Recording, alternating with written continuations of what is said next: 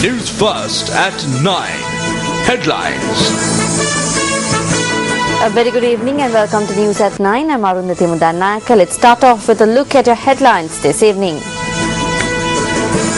7 police officers remanded in connection with the death of a suspect in remand custody. Police seek public support to identify suspects in the murder of a sergeant of the Kurunegala police. Sacred relics to be placed at the Sirasa Vesak zone journey from Yatihagala to Aludnura.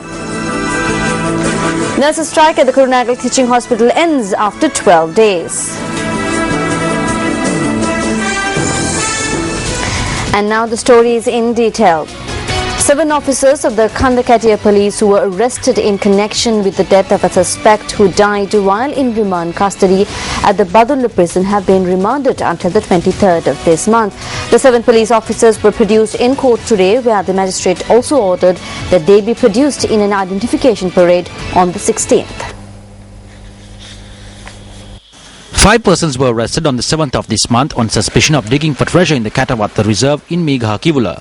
18-year-old Sandun Malinga, who was among the suspects remanded, was taken ill and passed away while being treated at the Badulla hospital on the 9th. The facts contained in the report of the judicial medical officer who examined the suspects post-mortem were presented to the media today by the police. The doctor's report says that the cause of death was internal injuries caused to the organs as a result of assault. Commissioner General of Prisons Chandraratna Palegama says that prior to his death, the suspect had given a statement to prison officials that he had been assaulted by the police. While the remains of the deceased are now lying at his home, his family claims that the group was initially arrested while on their way to purchase a 3-wheeler. It was at around 5:30 on the 7th that they received a call about a 3-wheeler for sale. At around 12:30, my father received a call saying that the boys have been taken by the police. He took off his trousers and showed where he had been beaten.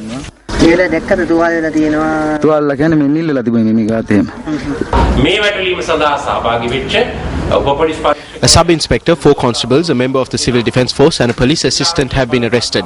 We will not at any instance cover up crimes even if they are committed by the police. We will definitely take action in this case. The final rites of the deceased Sandun Malinga are to be observed tomorrow. The police are seeking public support to identify the suspects in the kidnapping of 2 police officers in Kurunegala and the subsequent murder of one of the officers. The police are on the lookout for 2 individuals and the van that was used in the kidnapping. The body of Sergeant Chandana Sampath, who was attached to the motor traffic division of the Kurunegala police, was discovered recently in Ranavana. The body was discovered after Constable Ajit Vijay Surya, who was abducted along with Sergeant Sampath but escaped, informed the police of the whereabouts of the body. The 2 police officers were abducted by an unidentified group at midnight on the 5th of this month while on duty at the Muttetugala area on the Kurunegala-Dambulla road. While the police are conducting several lines of investigation into the incident, today the police released a sketch of one of the suspects to the media. The police have also turned their attention towards a theft which occurred at a filling station in Naramala, also involving a group of persons travelling in a van several hours prior to the murder of the sergeant. The police say that the group had forcibly taken fuel worth about 4,500 rupees from the station and had stolen about 200,000 rupees from an employee.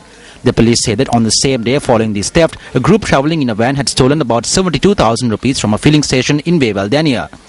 The incident was recorded on security cameras at this filling station.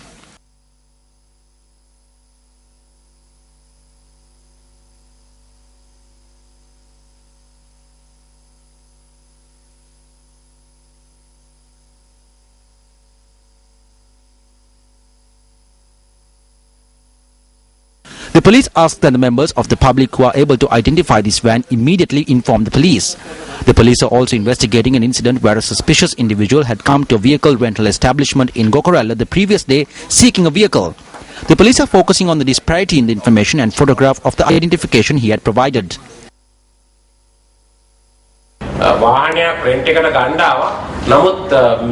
This is the fake driving license. The picture is of the individual in question, but the name and address are false. We ask that the public inform us if they have any information on this individual. He had come there to rent a vehicle. The proprietor had been suspicious about the driving license and had phoned the Gokarala police, at which point the individual had left his driving license there and fled.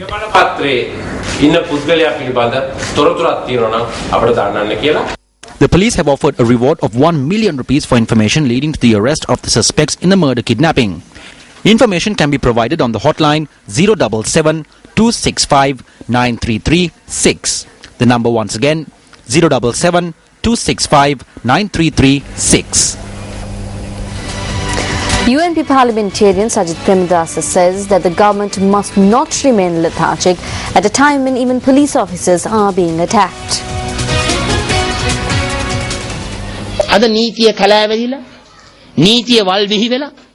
The police who are there to enforce and safeguard the law too are now being attacked and threatened by murderers, kidnappers and thieves. At a time when it appears that the police system is on the verge of collapse, I wish to ask the government what steps they have taken. If such major threats are being faced by the police, who will take responsibility for the lives of the people? This government must cast aside its policy of lethargy and put a stop to this wave of murders that are taking place in the security sector. The time has come to embark on a special operation and sentence to death all those responsible for these murders. මේ ඝාතන රැල්ලට සම්බන්ධ සියලුම දෙනා මරණීය දණ්ඩනය කරා යොමු කරන්නට අද කාලය ලැබිලා තිබෙනවා. The MP made these remarks at an event held at the Sri Gunaratharama Vihara in Guruwela, Angunukola Palace today.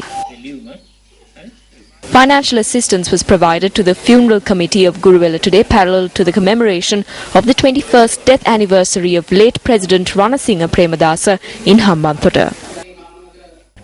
Welcome back to the news. The sacred hair relics of Lord Buddha and the relics of his disciples that are journeying from the Yatihakal Raja Mahavihara to the Sirasa Vesak zone in Colombo reached the historic Dadimunda Devalaya in Alutnura today. Now devotees will be able to pay homage to the relics until midnight today at the Devalaya. The Sirasa Vesak zone, where the sacred hair relics, the sacred relics of Sariputta and Mugalana and the relics of the disciples of Lord Buddha will be on display is sponsored by John Kills Holdings. The Sirasa Vesak zone is also supported by Eslon Lanka Private Limited.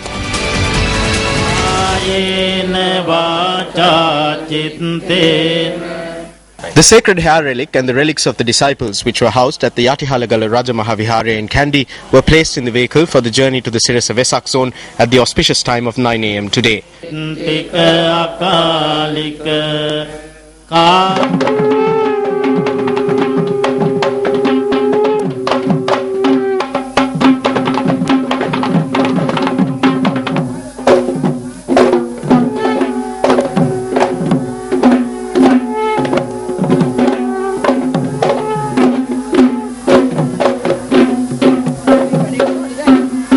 large crowd gathered for religious observances conducted by the Mahasangha prior to the commencement of the journey.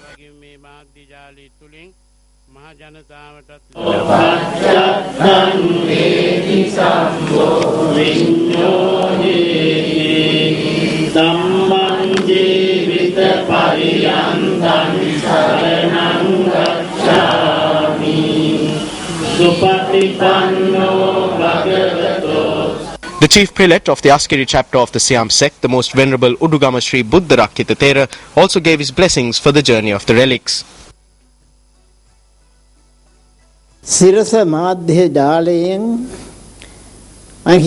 I believe, I have heard and have witnessed that there are people in the Sirasa Media Network who have a good knowledge of Buddhism and who work with sanctity.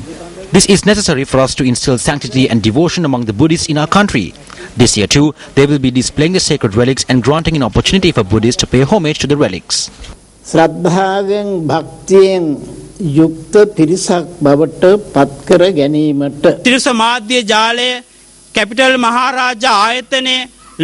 The Sirasa Media Network and the Capital Maharaja organization are doing a great service for Buddhism and Buddhist devotees across the island by giving hundreds of thousands of Buddhists the rare opportunity to pay homage to these sacred relics and the sacred Agra Shavaka relics of the Mahabodhi Vihara.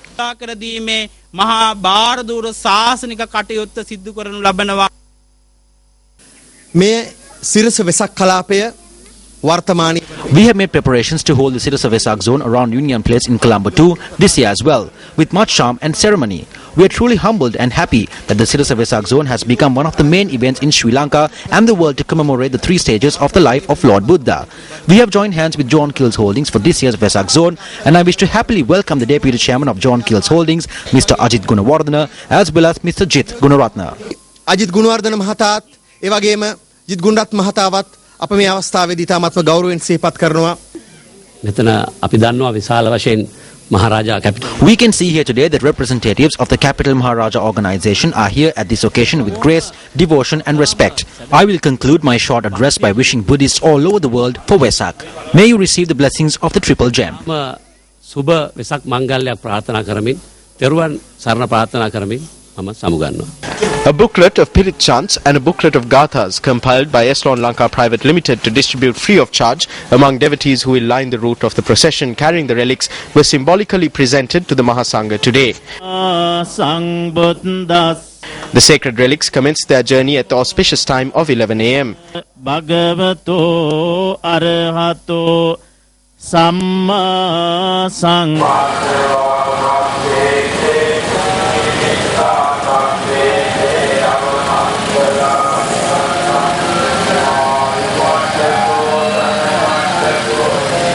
The procession carrying the sacred relics made its way from the Atihalagala Rajamaha Viharya to the Gannorua junction.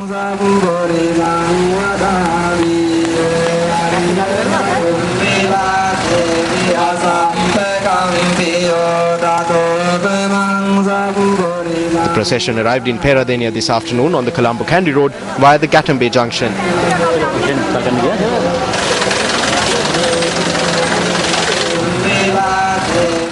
Large crowds flocked to pay homage to the relics as the procession made its way from the Pilimatalawa junction to Kadugannawa. The procession arrived at the historic Dadimunda Devalaya in Alutnuwara this evening.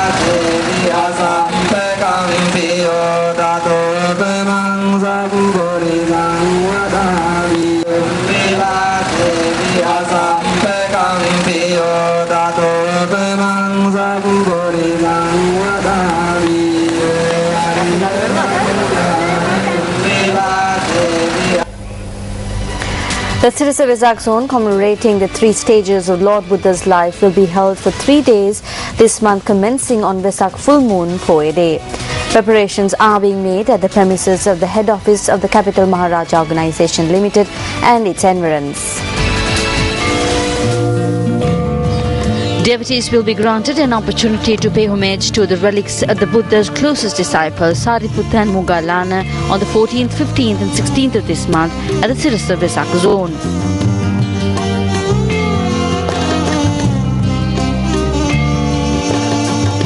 Several dancers have also been organized to provide refreshment for devotees.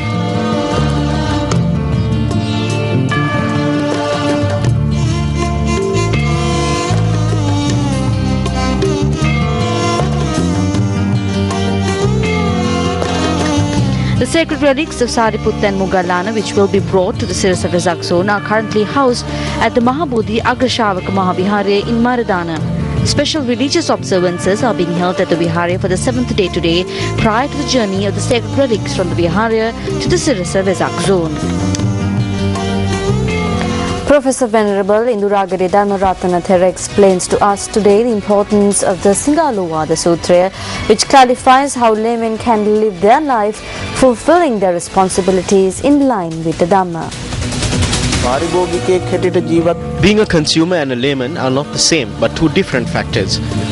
To live the life of a good layman, we must adhere to the Singalovada Sutra preached by Lord Buddha.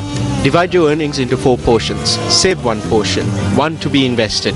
This is what the Sutra tells us. The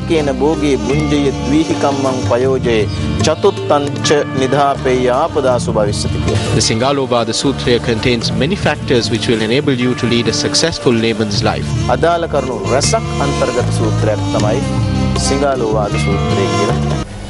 Day 2 of the conference on Buddhist jurisprudence organized by the Prajna Vimukti Foundation was held at the Lakshman Khadiragama Center for International Relations and Strategic Studies in Colombo today. The conference is being held under the theme Universalizing Buddhist Jurisprudence.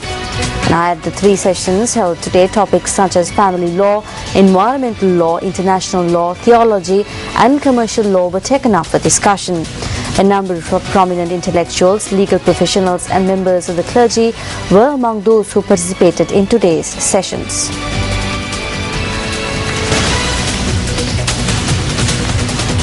The Chief Justice of Bhutan, Leonpo Sonam Topgai, who is participating as the chief guest of the Conference on Buddhist Jurisprudence 2014, says that democracy is not an alien concept to Buddhism. He made this statement in an exclusive interview with Newsfirst Sonali Vanikabaduge today on the sidelines of the conference. Firstly, when you took over office in 2008 as the Chief Justice of Bhutan, it was in the middle of historical change because the country was moving from an absolute monarchy to a constitutional monarchy. What were the changes that were effected? Firstly, I think there was no dramatic changes. I was the Chief Justice of the High Court for a number of years. Therefore, the transition was very smooth. Secondly, the democratic ideals had been nurtured over the years ever since His Majesty the Fourth King ascended the throne. He had been consistently and consciously bringing reforms, preparing for the adoption of constitution and democracy in the country. In short, democracy was neither alien to our system nor to our religious belief and values, for Buddhism is always based on democracy. Now you can watch Sonali Vanikabaduge's complete interview with Bhutan's Chief Justice Leonpo Sonam Topgai later this week on Newsfirst.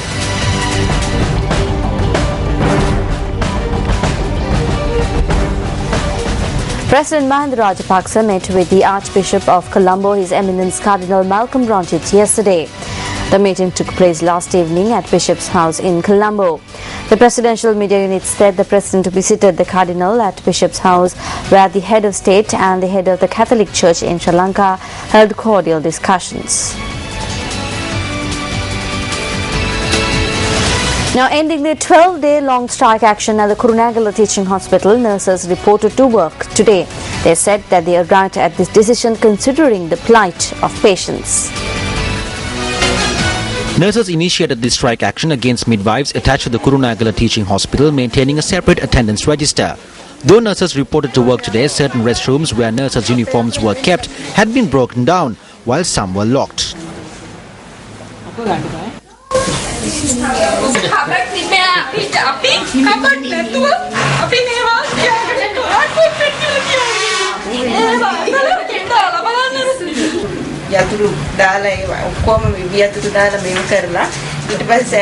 All of this had been locked. We had to stay out for a very long time. Then we broke in. To see all our uniforms have been put in the dustbin. අපිට ඉතින් හරි වේදනයි අපි ගරු කරපු අපේ uniform එකට මේ කරලා තියෙන දේ දැක්කහම වාටු බාර සෝරි වශයෙන් මට කළ හැකි යවම As nurse in charge of the ward, I would do the best I can. Therefore, I informed all the nurses to do their duty for the patients, even though they are in civil attire. කරන්න කියලා මම මේ මගේ හෙදියන්ට මම මේ දැනුවත් කළා.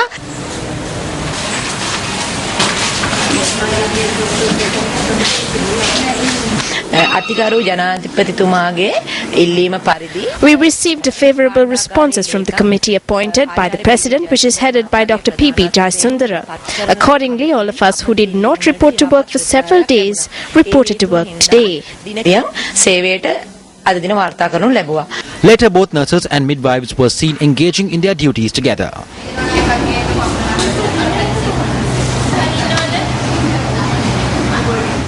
මට දැනගන්න තියෙන තොරතුරු අනුව According to what I have heard, they have reported to work without getting any of their demands.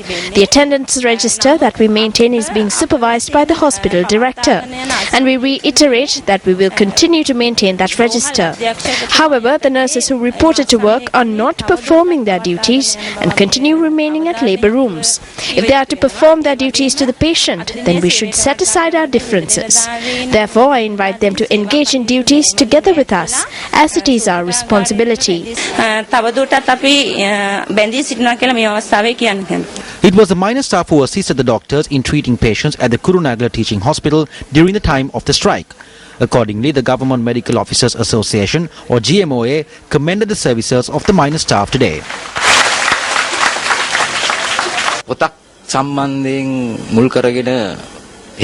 The nurses took to the streets because of an issue related to a book. Even though they reported to work, the issue remains. But we have a question. For 10 days they inconvenienced the public, and now without winning any demand they have reported to work. What we say is that if there is a problem, it must be resolved through discussions. Inconveniencing the public by striking is not suitable. The director of the Kurunagala Hospital also expressed views to Newsfirst. At present, the atmosphere in the hospital is very peaceful. All have resumed work. On an average day, around 650 nurses report to work. However, today 795 have reported to work. That means attendance is over 100%. President of the Government Nursing Officers Association, Saman Ratnapriya, said that if the decision to have a separate attendance register for midwives is not reversed, then they will resort to trade union action once again. President of the Government Midwifery Service Association, Devika Kodituwako, said that midwives would only report to the hospital director or a head of the hospital. Now, Minister of Health Maithripala Sirisena says that fulfilling the needs of the health sector cannot be done alone by the government or the subject minister. The minister made this statement at a ceremony held in Polonnaruwa to mark the International Nurses Day, which falls tomorrow. The event was held at the auditorium of the Polonnaruwa General Hospital. A competition was held between nurses at the hospital in line with tomorrow's International Nurses Day. Certificates were presented to the winners by the Minister of Health.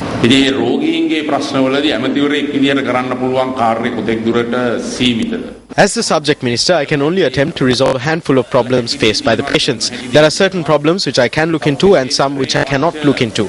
Neither the government nor the subject minister alone can fulfill the needs of the health sector. We can only ensure that the needs of the health sector are fulfilled if all remain united and work harmoniously. I don't know how the Lady Nightingale would view the incidents that are unfolding in the health sector at present.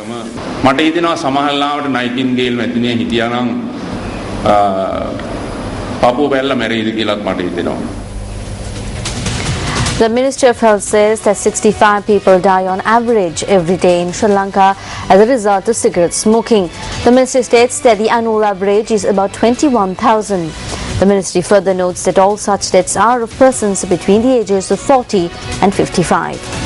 There are a high number of individuals who have become victims of heart-related diseases, strokes, cancer, high blood pressure, kidney diseases, eye diseases, nerve disorders and mental diseases as a result of smoking. The ministry also says that more than 60% of cancer cases can be attributed to smoking. The government spends over 4.5 billion rupees to treat cancer patients with various forms of the disease.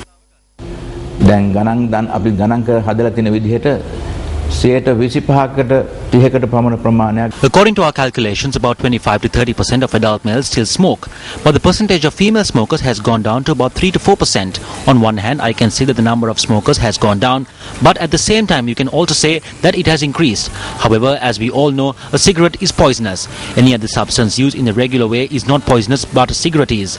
And that is what's special about it. Therefore, we must work tirelessly to minimize smoking even further in Sri Lanka. ඇත්ත වශයෙන්ම අපි පුළුවන් තරම් මහන්සි ගන්න ඕනේ තවත් අපේ දුම්බීම ලංකාවෙන් තුරන් කිරීමට. Sri Lanka marks 5th anniversary of victory over terrorism in Mathura on the 18th of May 2014. 7 days more.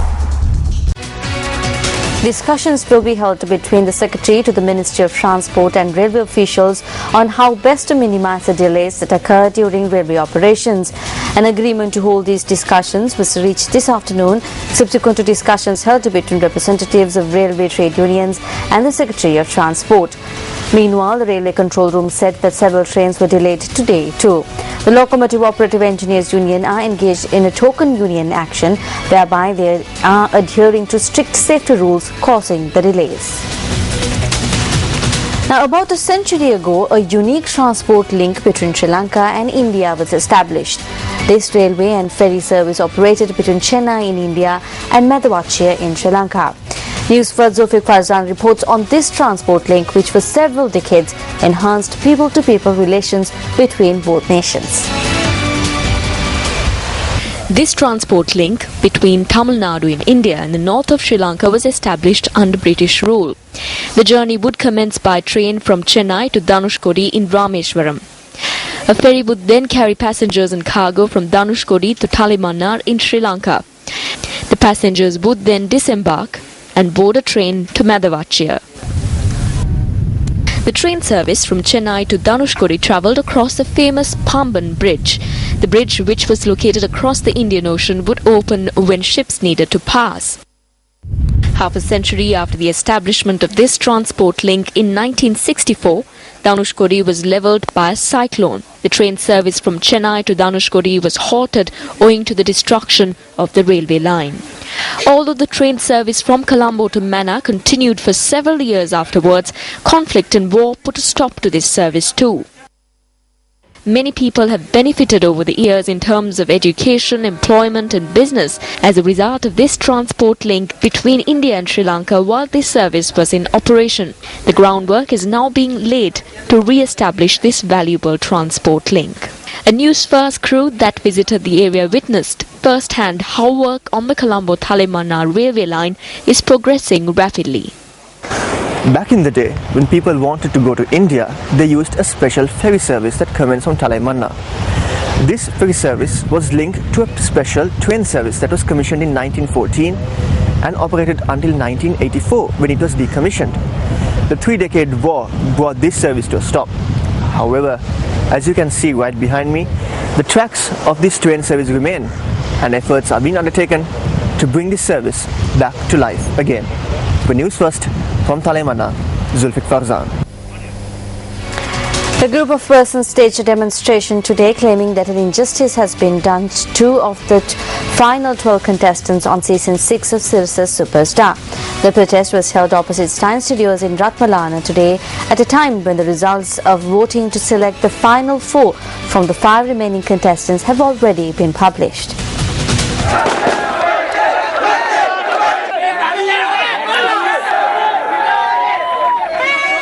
4 of the final 12 contestants have now moved to the final stages of Newsfirst Superstar Season 6.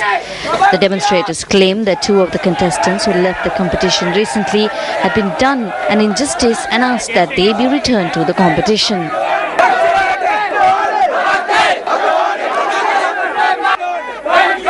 The organizers of Newsfirst Superstar then held talks with the demonstrators.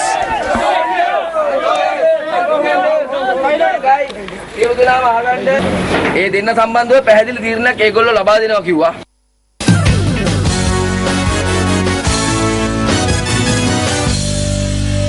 And in sports news this evening, the Sri Lanka Air Force football team qualified to play for the AFC President's Cup Championship after they beat the KRL Football Club of Pakistan earlier today. The qualifying tournament was held at the Sukutadasa Stadium in Colombo with the participation of teams from Pakistan, Bangladesh, Bhutan and Sri Lanka. The Sheikh Riyad team of Bangladesh scored themselves a victory with a goals to 0 in the very first game for today against the Eugene Academy of Bhutan. The Sri Lankan Air Force team beat the KRL Football Club with 3 goals to 0 in the second game of the day. Goals were scored by Dumidu Duminder, Hashan Darshana and Kavinda Ishan, all in the first 10 minutes of the game. The Sri Lankan Air Force team and the Sheikh Riyad qualified for the AFC President's Cup Championship.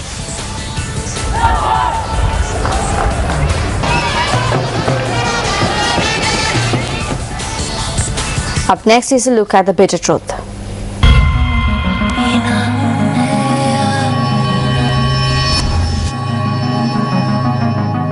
The Sukutadasa Stadium is the only international sports complex in the island. The stadium consists of an indoor stadium, a swimming pool, a 400 and a 200 meter synthetic track and an outdoor stadium. However, the roof of the indoor stadium of the only international sports complex in Sri Lanka is in a decrepit state. The Ministry of Sports on a number of occasions have accepted that the 400-metre synthetic track, which was laid with a cost of 113 million rupees, is also substandard. The 200-metre synthetic track meanwhile needs restoration. On Wednesday, putting Sri Lanka to shame, one of the floodlights of the outdoor stadium was dysfunctional at the Asian Football Confederation President Cup qualifiers. වසර 25කට අධික කාලයක් තුල මෙම This institute has seen development during different stages for the last 25 years. However, there are certain shortcomings. The floodlights of the outdoor stadium is 25 years old. The existing floodlights cannot match international standards. The chairman of the Sugadadasa National Sports Complex Authority, however, said that a request has been forwarded to the Treasury for funds to update the floodlights. He also said that since his appointment to the authority was made 5 months ago, and urged that time be given to rectify the problems at hand. The main reason behind the present state of affairs at the Sugadadasa Sports Complex is not the insufficient funds. There are many other problems for this. Let me give you an example. The post of director at the complex fell vacant. Applications were called to fill the vacancy. However, procedure was not followed and a director was appointed in an ad hoc manner. He is an army soldier. The administration at the complex is now taking place similar to the administration at the military. The vision of the Ministry of Sports is to take sports to the village and construct sports stadiums at district and provincial level. With this vision in mind, why isn't the Ministry of Sports focusing its attention on developing the existing and only international sports complex in Sri Lanka? This subject is open for debate. And that's a wrap from the Newsfirst team for this Sunday evening. I'm Arunati Mudannaika. Thank you very much for joining us. Have a great week ahead of you. Good night. Hotline 0114-896-896. www.newsfirst.lk. Feedback at newsfirst.lk.